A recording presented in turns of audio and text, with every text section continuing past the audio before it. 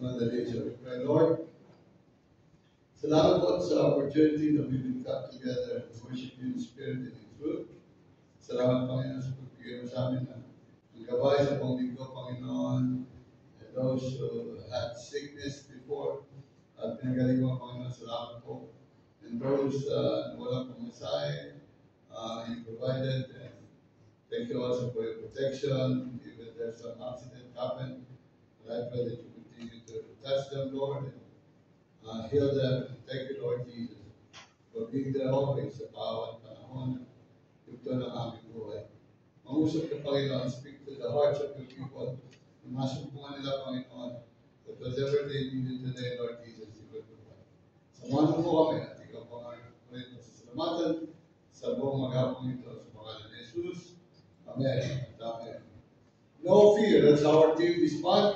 And patuloy natin pag-aaralan yan. As a review, last Sunday, sabi natin, napakaraming takot ng tao. Diba, sabi pa natin, the number one fear of people all over the world are yung fear of death. Yung takot ng mamatay. And many of us are still the same. The takot ng mamatay just because maybe you're not ready. Or natatakot ka sa mamatay because maybe you are not yet successful or hindi ka pa rin matagumpay. And napakaraming takot na nararamdaman natin.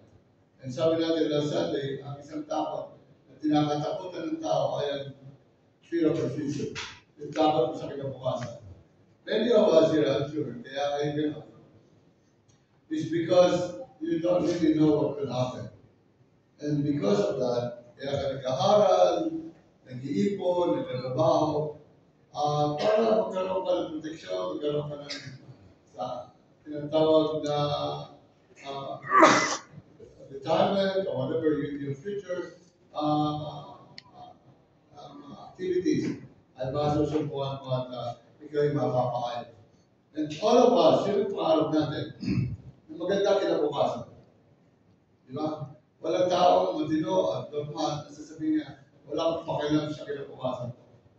Normally, parents, every one of us here, always plan for tomorrow. And that is why sabi natin, hindi tayo dapat natatakot sa kinabukasan because ang may hawak ng kinabukasan na yung Diyos.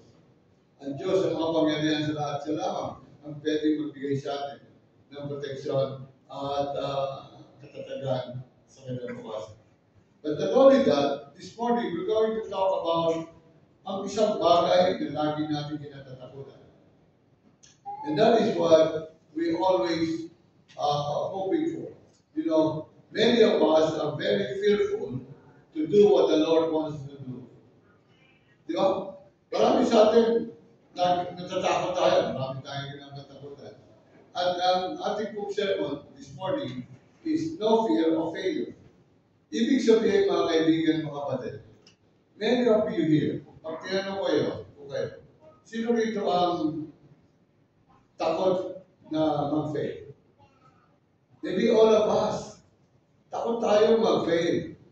Because ang kadalasan is gusto natin maging matagumpay sa lahat ng bagay. Pero many of us, pag nag-aaral ka, ang unang kinakatakutan mo, examination. Ayaw kong bumagsak eh. Di ba? So, ano ginagawa mo? Nangungodi ko pa. Di ba? Sino rito hindi nangungodi ko? Tingnan nyo. Sumali. Taas-taas ka pa ng kamay dyan. Dati, ikaw yung number one nangungodi. Di ba? Tamahan ka lang kita. Tamahan ka lang katawan mo. Di ba? Sino rito yun? Yung nangangarap. Di ba? Dito. Dami sulat dito. Dito. Ako, marami akong technique.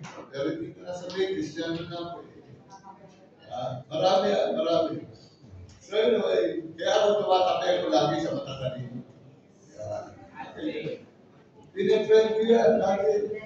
Pagka unang panahon ng classes, pinipili ko kagad yung magagaling. Pag magagaling, tatabi ka. Kaya problema sa eskwela namin, laging alphabeti yan eh. You know? Lagi alphabeti yan. Kaya minsan natin discuss. Anyway, sa katotohanan lang is that all of us are fearful of failure. Sino ba rito gusto mo baksak? Diba? Gusto ka na, kaya iba ayaw mag-board. Ako natatakot mag-baksak. Yung iba naman, ayaw mo rin yung kanyang gusto-puso kasi mahirap, baka hindi siya mamasa. Kaya po mga kaibigan ko din, ang buhay ay laging nananatili o nanangarap na laging maging matagumpay sa lahat ng aspeto ng buhay. And ang totoo lang is kahit pa anong success mo sa buhay nito, at the start, nagkaroon ka rin ng tao. Amen? Nagkaroon ka rin ng fear. Naku, matatapos ko ba itong course na gusto ko? Kaya yung ibang mga bata, they change the courses every year. Because konting hirap lang ng subject or ng course, ayaw nang ituloy. Marami naman, yung mga nanliligaw, pagka sa dating babae, ayaw na ituloy. Kaya, di ba? Dahil baka hindi siya sagutin. So all of us, all of these are yung tinatawag na baka hindi ko matapos. Baka hindi ko makuha. Baka hindi ko makamtan. All of these things are happening in life. Kaya po, atin po pinag-aaralan ito because many of us are fearful in so many common areas of life. Number one, yung failing as a parent. Di ba natatakot ka? Naku, baka hindi ko mapalaki ng mabuti yung aking mga anak. Kasi sa akin, failure yung mga magulang ko. Di ba may mga ganyan? Kaya ginagawa ng mga tao, kung ano lang yung gagawin, you know, bahala na si partner. Fear of falling as a parent. Pangalawa, natatakot tayo failing in their career. Yung kanilang mga kurso, karera ng buhay. Di ba? Natatakot tayo, nako, matatapos ko ba ito, magtatagumpay ba ako, makakapasa ba ako sa board, all of this. At pangatlo, yung failing as a Christian. Many Christians are not doing well because of the fear. Now, gusto natin tanggalin lahat yan. Ano mga fear meron pa ngayon? Fear of baka hindi ko magawa ito, baka hindi ako maging mabuting tatay, baka hindi ako mabuting nanay, o baka hindi ako maging successful businessman, baka hindi ako maging magaling na teacher, magaling na businessman, magaling na lawyer, magaling na doktor. Kaya ang gagawin ko, mag-call center na lang ako. Diba? So I'm not telling you that call center is mababa, pero I'm just saying, listen to me. There are so potential people that they finish a good degree of courses, pero they ending up as a call center agent. Diba? Not only that, diba? Ganito na, diba? Because of the fear, na baka nila hindi makamtan, makapulfill yung dapat ng gawin. Now, many of us here are so potential people. May mga gift at may mga binigay ang Diyos sa inyo na mga bagay na kayo lang ang merong pwedeng gumawa. Now, listen to me, folks. You were made as a special person in this life. Hindi ka nagkataon. Hindi ka basta biglang naging pinanganak at nabuhay ka at wala kang kapotensya. Kahit si Dagul, si Giant na ngayon, na napakaliit, artista. Sino siya yung artista? Tapos sasabihin mo, wala akong makaya. Every one of you that are here today, huwag yung sabihin, wala kang kakayanan na binigay ng Diyos sa iyo. Because you are here, because you are made, and sabi ng Bible, special. You are made and created. His image, to His image and likeness. And God is a powerful God. It means that you have a potential in life. You have a gift. That is why yung fear of failure, dapat yan hindi nananaig, lalong-lalo na sa mga Christian. Even other people have something in their life. Kaya po today, let us see some ways to overcome your fear of failure. Number one, remember that successful people fails also. Sabihin ko sa inyo kung tanongin niyo ako kung gaano kadaming failure ko sa buhay. I am so discouraged in so many. Sa buhay ko lang, pagkapanganak ko lang, wala na, basag na yung pamilya ko. Wala na akong nakis ng tatay. Hanggang 5 years old na ako, nakita ko tatay ko. After that, di ko na siya nakita. Nanay ko, naging tatay at nanay ko. Siya nagtatrabaho, siya nag-aalaga. Minsan hindi kami makita pag Pasko. Bago taon lalo na yung birthday ko, hindi ko nakikita sila. See, at the beginning of my life, I'm already a failure. Failure as a family, wala akong pamilya. Kaya pamilya ko, mga barkada, mga nag-iinom, nagdala sa inyo. See, if you will look at it, parang wala nang pag-asang buhay. Di ba? Kung titignan nyo ang buhay nyo, mas better pa sa aking pinagdaanan. At kung titignan nyo sa buhay na ito, lahat ng tao nag-fail in one way or another in their life. Maybe in high school, in elementary. Nung high school, hindi ako pinag-graduate. Dahil sobrang ganda ng lalaki ko daw. Naingit yung teacher ko eh. Binigyan ako ng failing grade. Pagdating ng summer, sinabi ko, hindi na ako pinagkuha ng final exam kasi over yung grade ko mula ng first and second grade ko. Ganun lang ang buhay eh. Kung hindi ko tinuloy yun, hindi ako nakatapos. Di ba? Alam niyo ba, there is a study show that the failure rate of human being, listen to this, the failure rate of the human being is 100%. Isa-isahin ko kayo rito. One way or another in your life, may fail ka. Right? Diba? Nobody is perfect. Wala naman perfect. Ang aking gagawin ni text ay Exodus chapter 2 to 4. Ang main character dito ay si Moses. And Moses, even though na nadala niya ang mga Egypto ay mga Israelita from away from Egypt at naalis niya doon sa pagiging slave. Moses also failed. Exodus chapter 2 verse 11 to 15. Si Moses anak ng Israelita na naampon ni Pero, ng anak ni Pero. Pumatay ng tao yan during his young days. He's a failure. Sabi ng James chapter 3 verse 2, we all stumble in many ways. Kung sa kanila yung Bible later. James chapter 3 verse 2.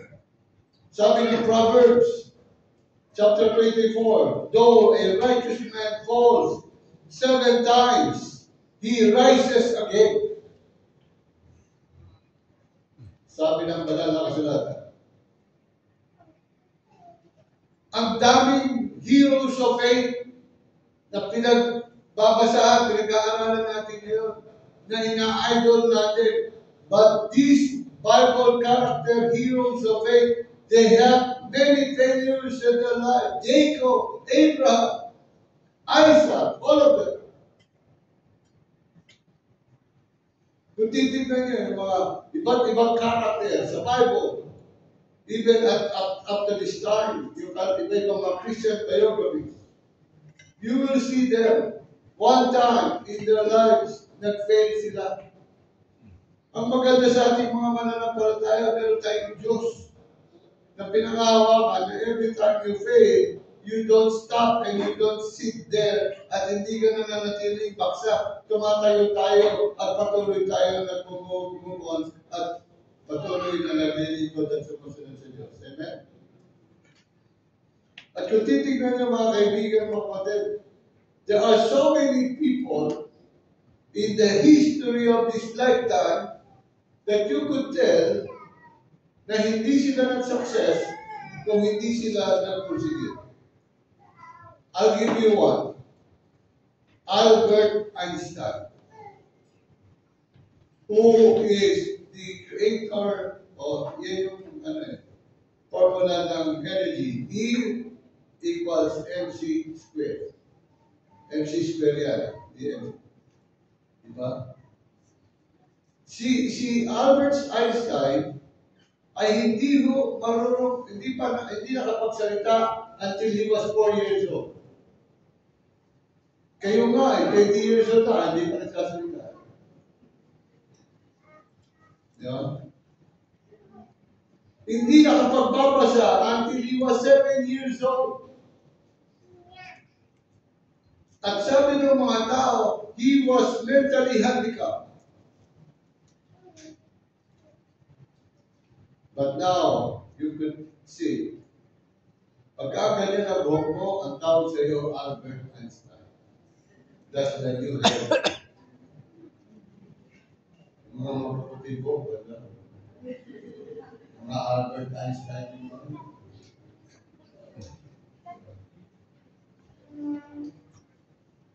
Kung nag-give up yan, at wala ng the famous Albert Einstein na nag-formula na E equals mc squared. Di ba? Pangalawa, mga kilala niyo. Si Walt Disney.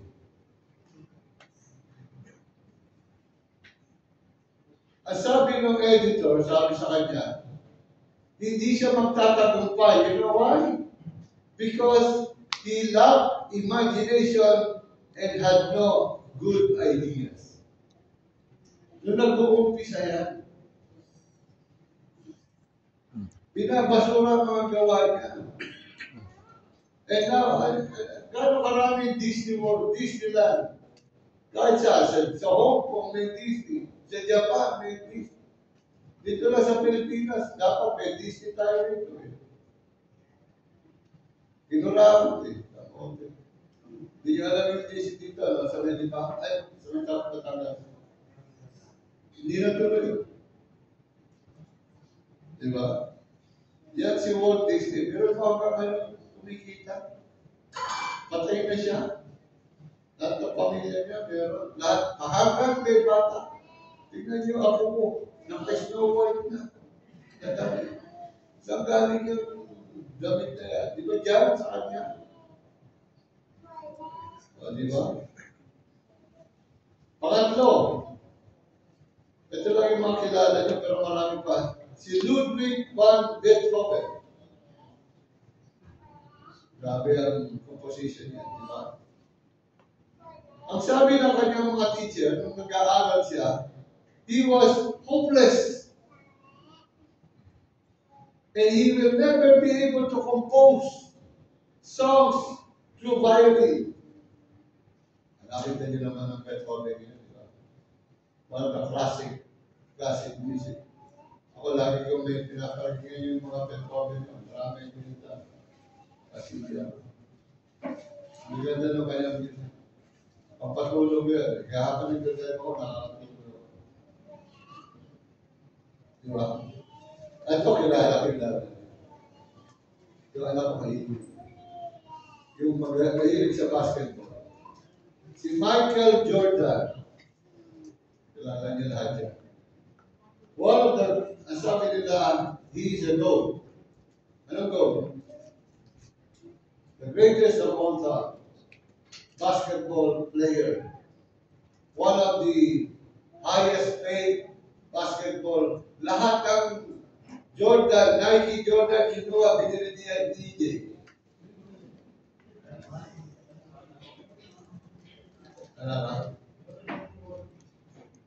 Ngayon hindi na daw. Si Lebron na, si James. Lebron, James. Alam niyo ba si Michael Jordan, bago naging Michael Jordan yan, hindi yan nakukuha sa mga trials. When he was in high school, hindi ho siya matanggap-tanggap doon sa team. He was always cut off. Kasi hindi daw magaling. Kung sino ka nag-reject ng unang yan, nagsisisi. Ito na lang. Last, wala, hindi ko na naisip ko na lang. Si Manny Pacquiao. Si Manny Pacquiao na lang. Nung nag-uumpisa yan, when he was, ilang years old? 18 years? 17 years old? Natutulog siya sa pagdala yung gym. Para lang makapag-practice. Ang dala yung gym. Eh na, hindi nila naalagaan. Nagpunta sa kalooban. And the rest is history. You know why? Because, tandaan nyo, you might never experience success if you never fail in your life. Kasi doon ka nagpupursige. Kaya huwag kang matakot sa failure because failure sometimes it helps us to become successful. Diba? Kasi kung hindi ka nag-fail, hindi mo mararamdaman ang matalo eh. You cannot be a winner if you never experience a loser. Kaya tandaan niya, kung meron kang failure today, there will always be success in tomorrow. Pangalawa, realize that failure is not your final.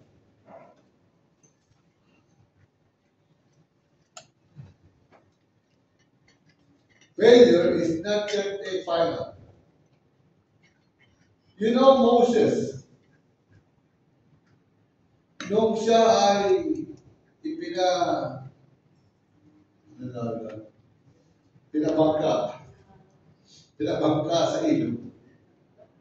Nung kinuha siya, nakuha nung nag-aalaga doon sa prinsesa, anak si Pharaoh. Siya'y naging prince. At yan po ay lumaki kasama ng tunay na anak. Ano pa si Ramses? Whatever, nakalimutan ko paano. Ramis. Basta, ayun.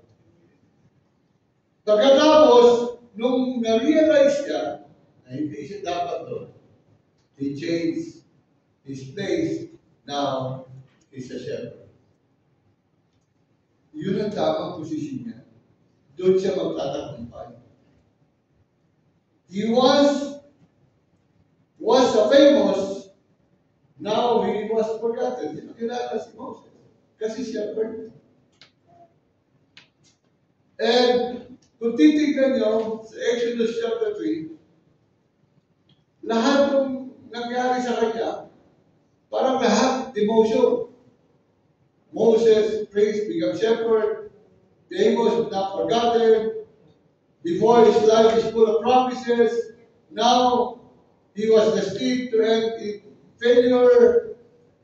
But sabi ni Moses sa sarili niya, failure was not my final destiny. Because you know why? I was created for a purpose. Sabi niya. I was created for a purpose. Now listen to me before I challenge you.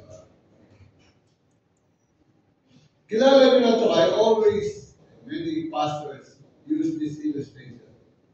Tignan niyo na lang. Tignan niyo kung sino ito.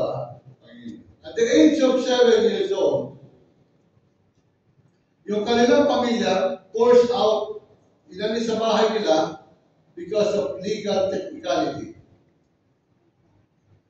Kaya he had to work at 7 years old. Sino trabaho nito at 7 years old? Trabaho na siya to help support his family. At the age of 9, siya'y mahihain, siyempre na bata, di ba? 9 years old, namatay ang nanay. Imagine nyo, napakalupit ang buhay ng panahon niya. At the age of 22, he lost his job as a store clerk. Now, dahil gusto niya pumunta sa law school, pero hindi siya makapasok-pasok kasi hindi enough yung kanyang pinag-aralan previously, yung kanyang high school and pre-college. He's not good enough. So, dahil yan, at the age of 23, siya ay nakipag-partner sa isang tao at nagtayo sila ng maliit na store. Then, 3 years later, tandaan nito, 23 years old sila. 3 years later, the 26 na siya, yung partner niya namatay.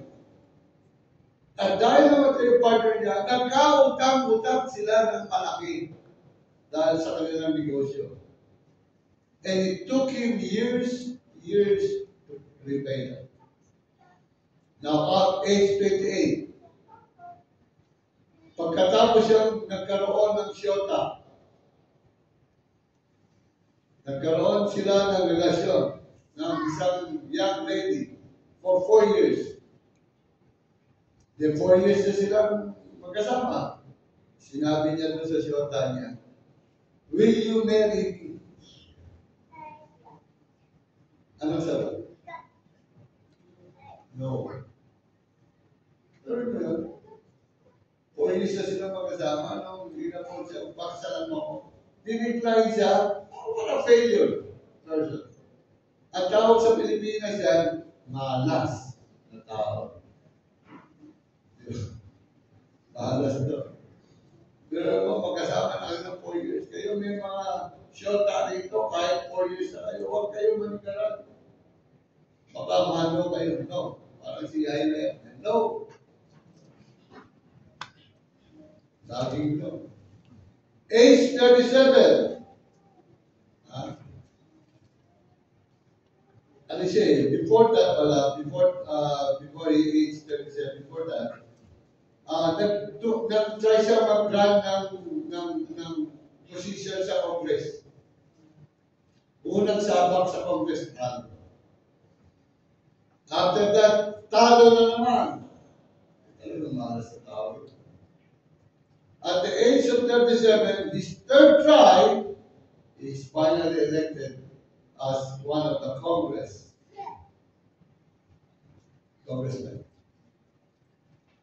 Then, after 2 years, re-election siya, guess what? Talo na naman.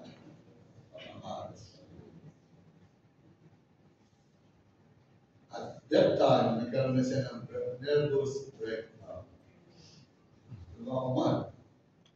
Nagkakaroon ka ng nervous breakdown.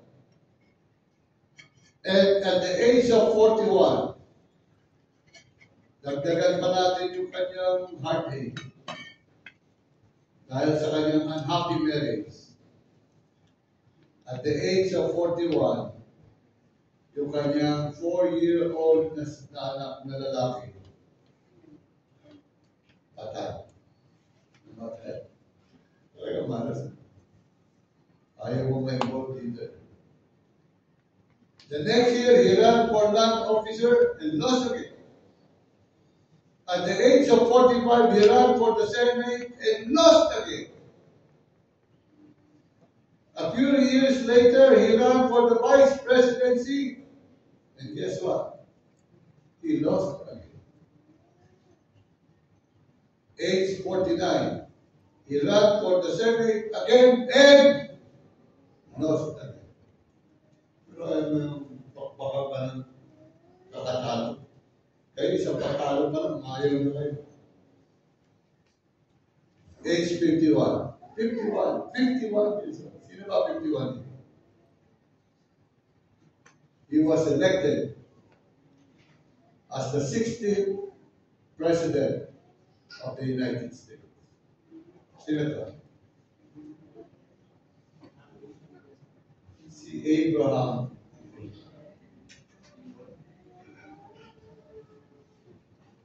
Lincoln's life was a continuous thing. Di ba, no? What is life? Di ba? Keep on going. Hanggat hindi ka napuputulan ng buhay. Sabi nga ng mga panahon, sino panahon ko ay habang may buhay, may pag-asa. Si Manuel Vic, sa charity ship statement. Napunta ko lang sa nanay. Si Manuel Oliver. Di ba? It's a charity ship statement. At kung titignan yung mga kaibigan mga kapatid, sabi nga ni Thomas Edison, many of life's failures are people who did not realize how close they were to success when they gave up. Ang sabi ng ni Thomas Edison, kasi andyan na yung success mo eh. Tumigil ka ba? Di ba? Kaya nga nananalangin ka, Lord, give this to me. Lord, give this. Ayun natin yung hinihingi mo. Lord, give this to me. Andito ka na. Ay, hindi ata bibigyan ko. Nakakapot mo na. Ay, ito na lang gayahin natin. Hanggat buhay ka, tandaan mo God's still there to help us. So remember, realize that failure is not yet final. Pangatlo, always acknowledge the benefits of failure. Si Moses po, mga kaibigan, mga kapatid, kung titignan nyo, ang dami niyang sama ng loob sa buhay niya. Hindi man, siyempre, kung ikaw si Moses, tatanungin mo, bakit kaya akong pinili ni Lord para maging deliverer ng Israelita? Di ba? Ako marami nung ako'y nasa sa trabaho, ako'y nasa private negosyo at trabaho, wala ho akong kaisip-isip na ako'y tatawagin maging pastor. Kaya lang, suddenly the Lord spoke to my heart. Nung napakasama ko si Ate Mama, tinawag niya ako.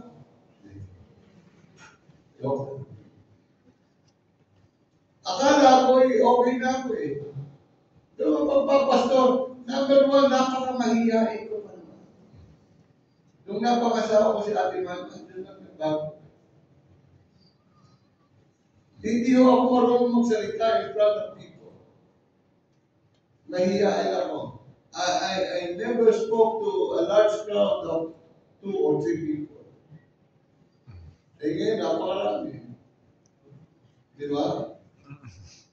And I'm telling the Lord, ang dami kong failure, hindi ko kakayanin niya. How will I do this? And the Lord said, I have purpose for you. No wonder, sabi na Romans 8:28, we know that all things work together for good to them that love. You know? All things, including the failure. Hindi ko sinasabi that failure is good. But I'm telling you, those failures will bring something good out of us, out of them who fail. Di ba? Una, failure educate us. Tinuturuan niya tayo. Di ba? Si Thomas Edison, who invented the light bulb, na ngayon ay ginagamit natin para magkaroon tayo ng ilaw. Alam niyo ba that he said in his biography that he fails almost 10,000 times Bago niya makita yung right filament of the bulb para lang mag-ilaw. Ngayon may LED na. May fluorescent pa. Yung sa pornography. Ano yung photography? Photography na ilaw yung yun, plastic lang. Lahat, na-invento niya. 10,000 failures. And you know what he said? I did not call it failures. I call it education. Di ba? Kaya yung bumabagsak sa exam, tandaan nyo na lang yung sinagot nyo. Kung tama, yung tama, ulitin nyo. Yung mali, baguhin nyo. O, di pasahan. Di ba? Ito, listen. Nung kumuha ko ng driving exam sa Amerika, bumagsak ako one time. Sumanalog ko. Sabi ko, choose the right answer na lang, bumagsak pa ako. Diba? Kasi nag-take ng exam sa Amerika. A, B, C, D, diba? Pipiliin mo na lang ako tatlo. Bisan, meron pa rin. All of above. Meron pa rin. I get an exam. I didn't get it. Pero mo, bumagsak pa ako. Pero sabi ko sa ikitan, hindi lang ako. Alam niyo kung bakit? Dahil inalala ko lahat ng tama. Yung mali, inaral ko. Siguro isa na lang, tama, pasado na ako eh. Pero mo na, baksak pa. See, it's an education. Alam niyo na ngayon, sabi ni Thomas Edison, alam ko na 10,000 times mali yung ginawa ko. Isa lang doon ang tumama. You know, listen to me. Sometimes, it will only come from failures, the one that you need to know, to learn.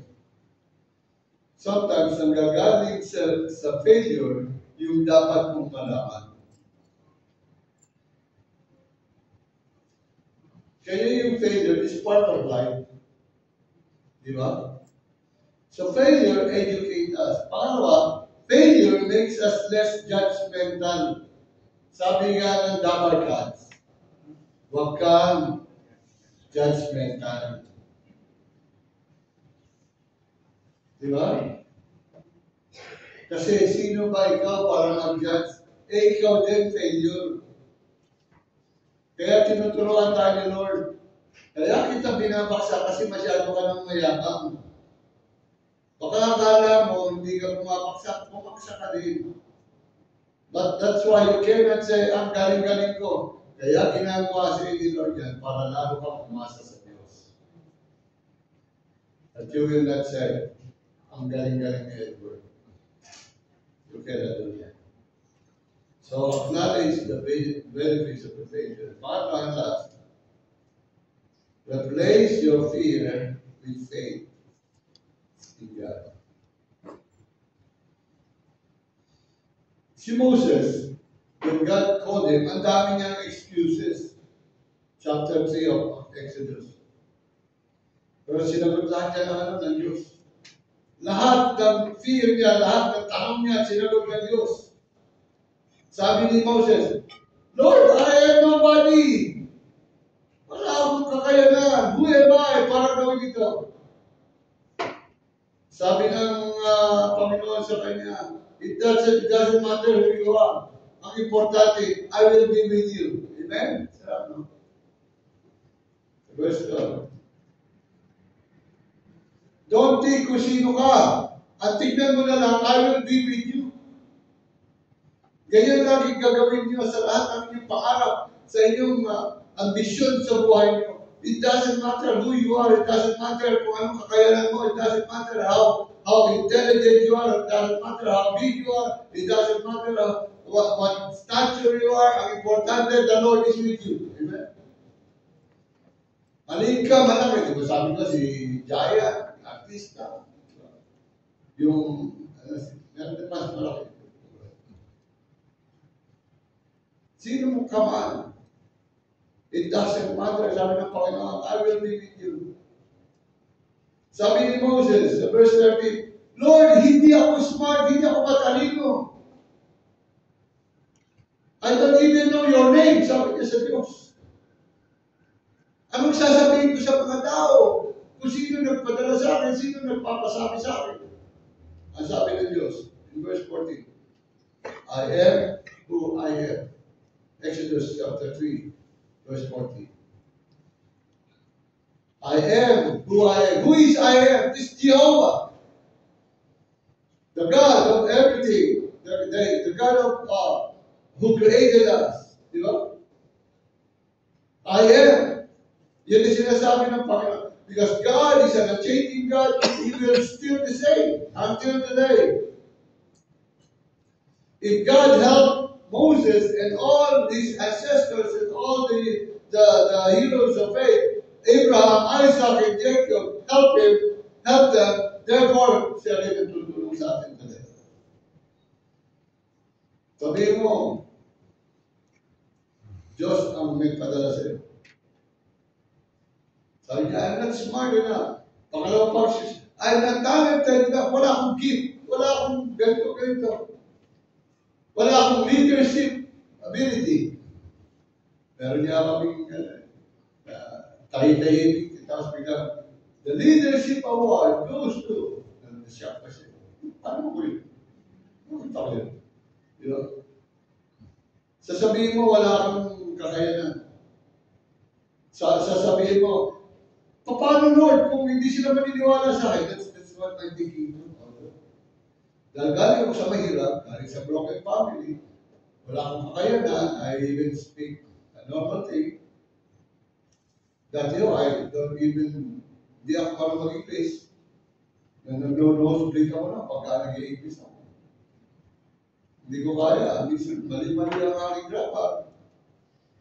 Mali ang aking spelling. Hindi ko alam eh. Pero the Lord, you know, sabi na, ang isip ko, Lord, walang maniniwala sa akin. Di ba? Sabi ng Panginoon sa kanya, alam mo, pakikita ko sa iyo, paano ko gagawa. Di ba ginawa ng Panginoon sa verse 2 to 9, ginawa ng Panginoon yung staff ni Moses, ginawa niya yung snake. Naalala niya.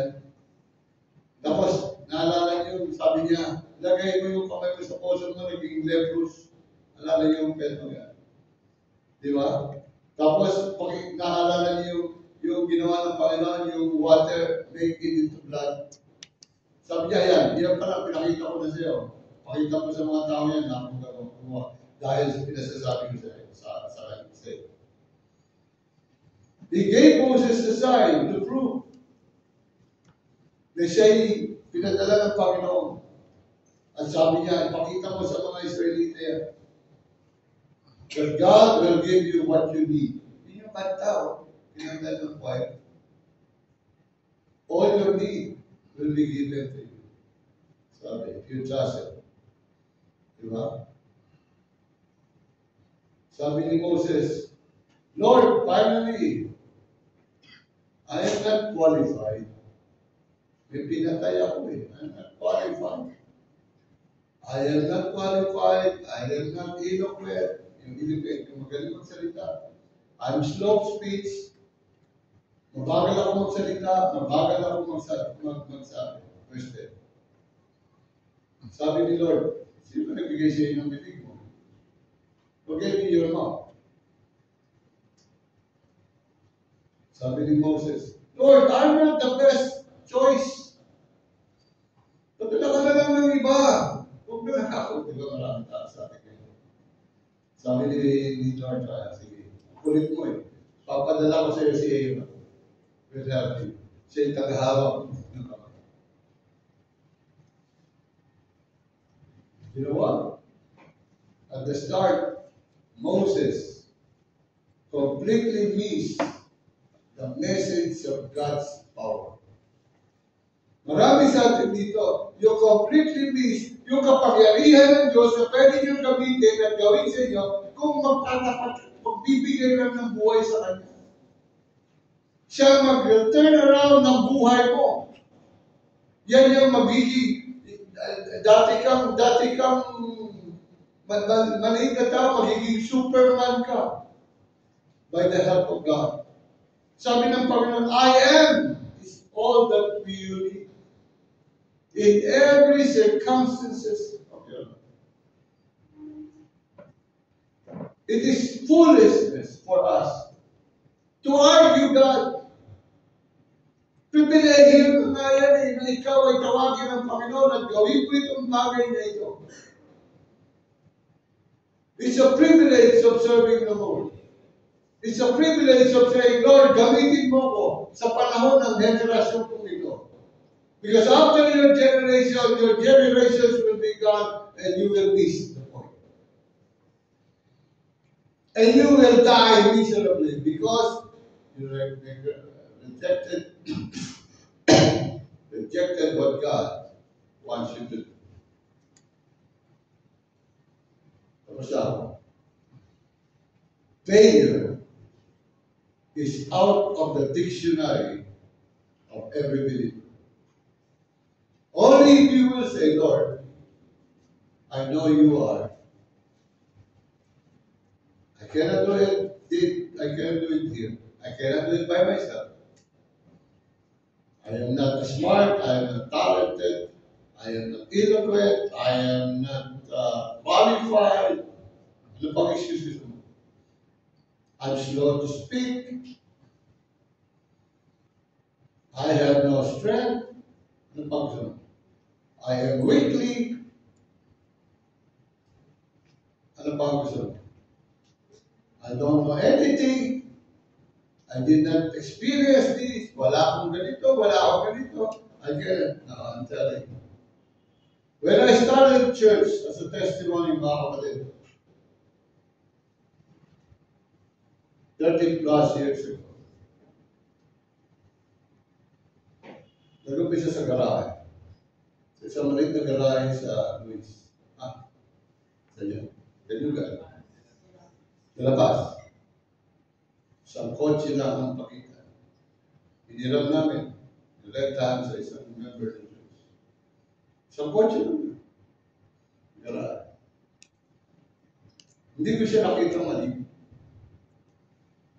When I look at this church and I close my eyes and ask the Lord, Lord, because you are a big God, I will see this church bigger. Bigger than people think.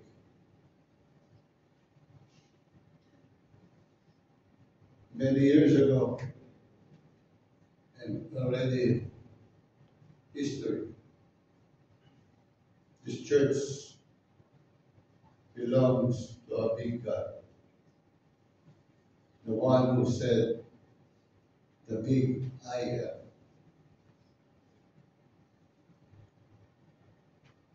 Maybe today we can identify with Moses. Maybe every one of you here experienced failures in the past. And maybe you are afraid of failure in the future. Remember Philippians 4:13.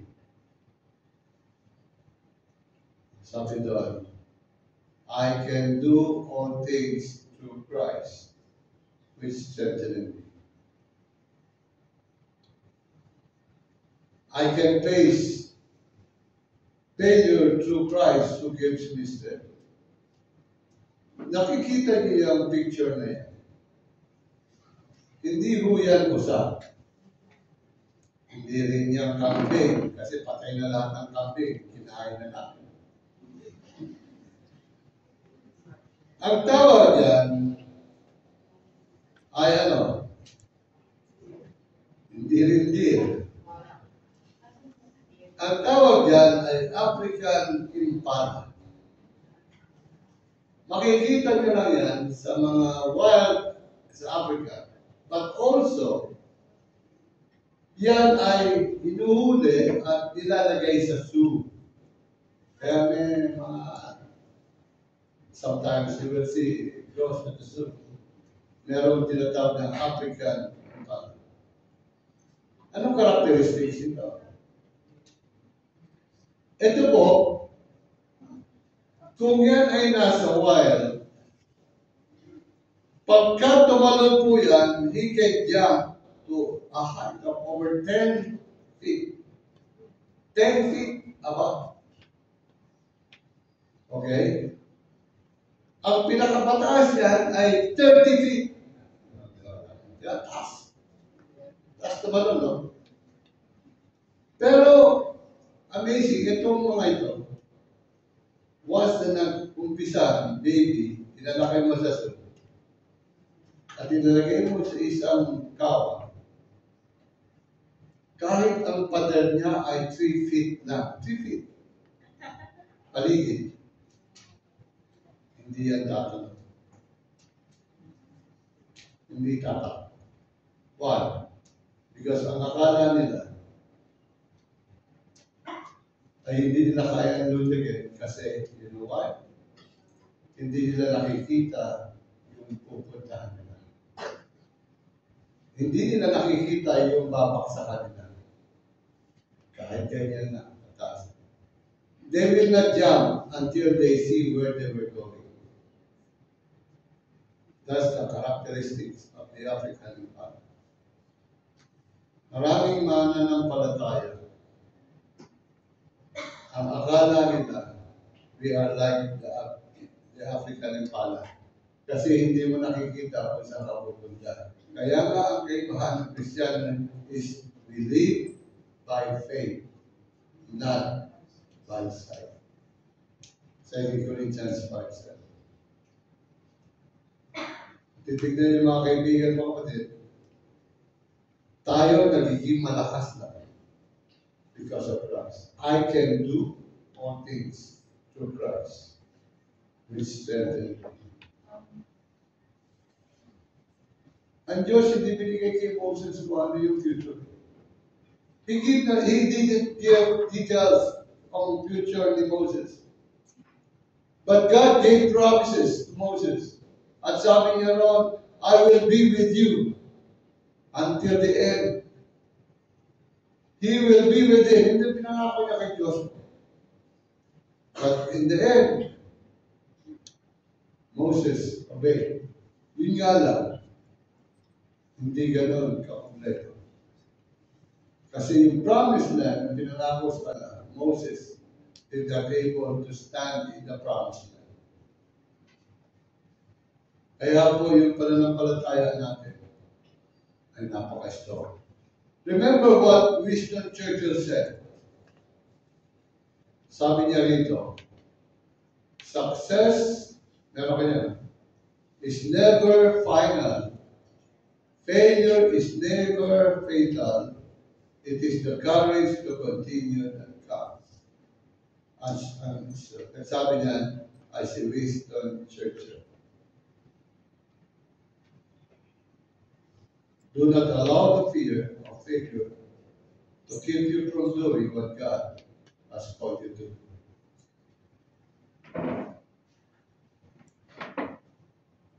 Okay? Now listen. Today is the day that you will say, count me in, Lord. Whatever you want me to do, I'll do it. All the failures will be erased. All the failure will be there. And that will end our failure and change it to become success. I challenge you. Can I try that?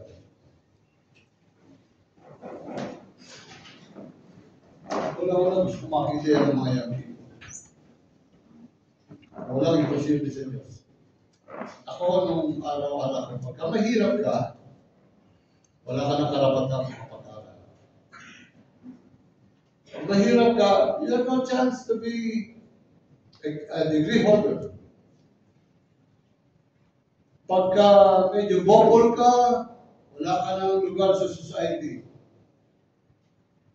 Yun ang paniniwala ko. Pag ma-influensya ka, kahit di ka mag-aral, yayaman ka. That's not true. Kaya first of all, you need to become a child of God, Christian. Because I believe a Christian is the only one who could possess this kind of characteristic. Kasi wala kang pagkakawakan kung hindi ka Christian. Sino pang-hawakan mo dyan? Maulululo ka lang sa lahat ng kasama. Pero pag anak ka ng Diyos, anything is possible. In God, there is no impossibility. Kaya po, I challenge you this morning. Kayo mga young people na ito. Ito lang panghawakan nyo. Habang ikaw ay buhay, gagamitin ka ni Lord. Habang ikaw ay buhay, gagamitin ka ni Lord. Hindi ka dyan, nandyan for by chance. God does something in your head na kayo lang ang pwedeng gumawa niya. Because or else, yung nasa kamay mo, ibibigay niya sa iba. Kung ayaw niyong pagawa sa iyo. Pero dahil nasa iya, no one can do that except you.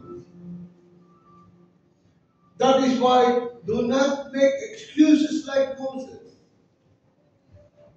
Hindi mo na lang, Lord. I surrender. Sundin na lang kita. Kahit anong hirap, kahit anong imposible, I'll give it to you. No fear of failure. Huwag kang matakot mapaksak.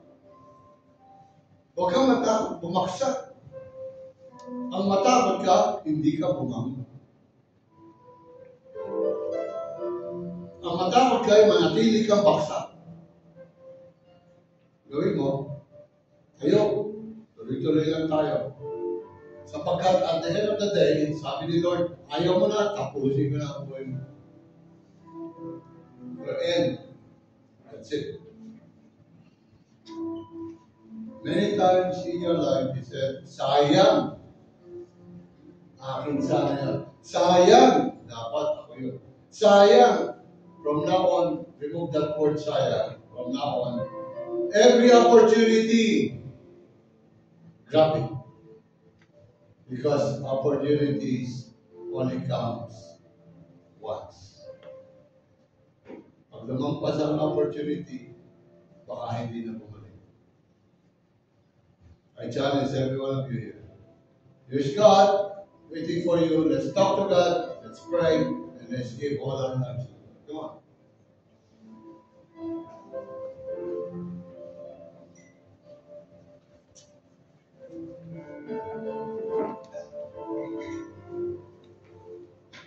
Hindi pa huli ang lahat, boss. Hindi pa huli ang lahat. Every time we come to the Lord, God will say, I'm here. God said, I am what I am. I am your God. I can do everything for you. Surrender mo na lang yan sa Diyos.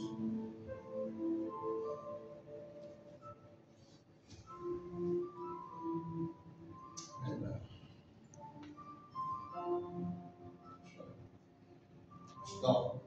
Talk to the Lord. Individually, you ask the Lord, Lord, ano ba yung pwede natin pag-usapan?